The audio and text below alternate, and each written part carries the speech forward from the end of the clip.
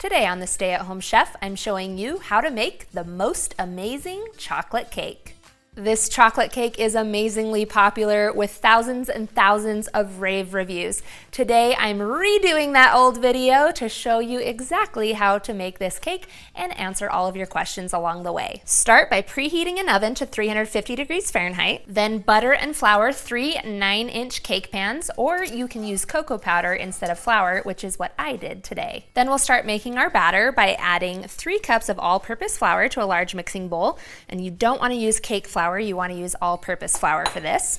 3 cups of granulated sugar and 1.5 cups of unsweetened cocoa powder. We've also tested this recipe with Dutch process, so that works too. And people are always asking about the color of the cake and the frosting. This one is regular unsweetened Hershey's cocoa powder, while this one is Hershey's Special Dark. You can see the difference in color, and that will impact the color of the cake and the frosting as well. And of course, which cocoa powder you use will also impact the flavor. I like to use the regular unsweetened for the cake, and you'll need 1.5 cups. You'll also need 1 tablespoon of baking soda, 1.5 teaspoons of baking powder, and 1.5 teaspoons of salt. And that's it for our dry ingredients, so mix them together. You can do this by hand with a whisk or a spoon, or you can use a hand mixer or stand mixer.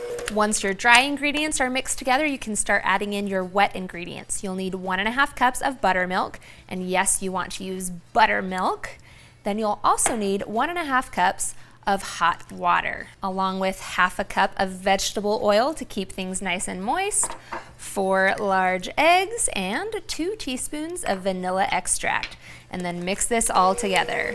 Make sure you're using a large bowl because you can see it fills it right up. And of course, stop and make sure you use a rubber spatula to scrape the sides and bottom of the bowl to ensure that everything gets mixed in. This batter should be a pourable consistency, so if you can see that right there, that is what you're going for. This recipe makes about 10 cups of batter, so you'll need about 3 1/3 cups of batter for each pan. Knowing how many cups of batter this makes will allow you to calculate the recipe for any pan size. I couldn't possibly list them all. So that's enough batter for 1 9x13 pan plus 12 cupcakes, or just 36 cupcakes. But I am all about that 3-layer cake, so we're gonna bake these in a 350-degree oven on the center rack for 30 to 35 minutes. If your oven's a bit smaller, you can always cook them one at a time.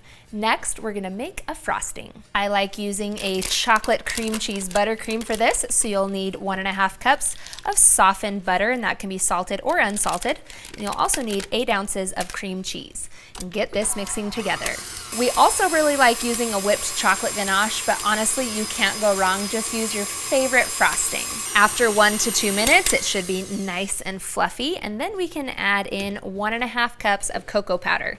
And I like to use the dark kind for frosting because it's so pretty.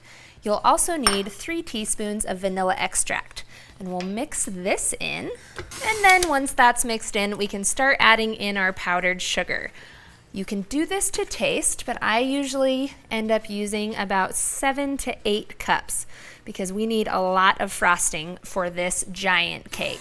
Then you can add in a little bit of milk along the way to thin things out. You should end up with a beautiful dark chocolate cream cheese buttercream. Now I used my stand mixer for this, but you can of course always use a hand mixer. Set that frosting aside at room temperature until your cakes are completely cooled and ready to frost.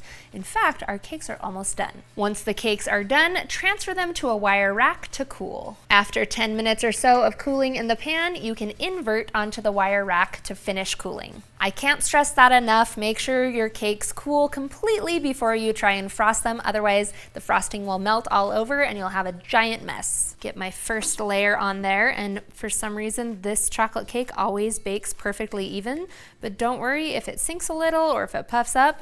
Unless you want beauty, then it doesn't really matter. You can always fill it in with frosting. So I'm gonna add some frosting on top. Of course, if you're going for looks, you'll wanna take your time, but I go just strictly for flavor.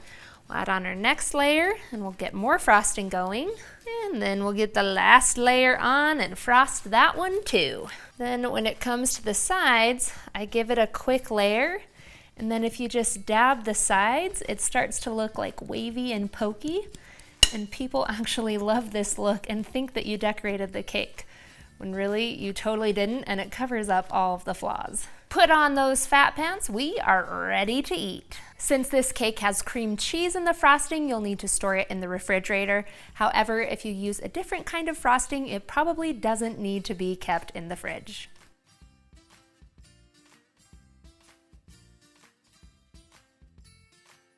Thanks for watching. You can find the full written recipe as well as the metric measurements in the video description. Be sure to subscribe, like, and follow, and check out the rest of my videos where you can find hundreds of restaurant quality recipes you can easily make at home.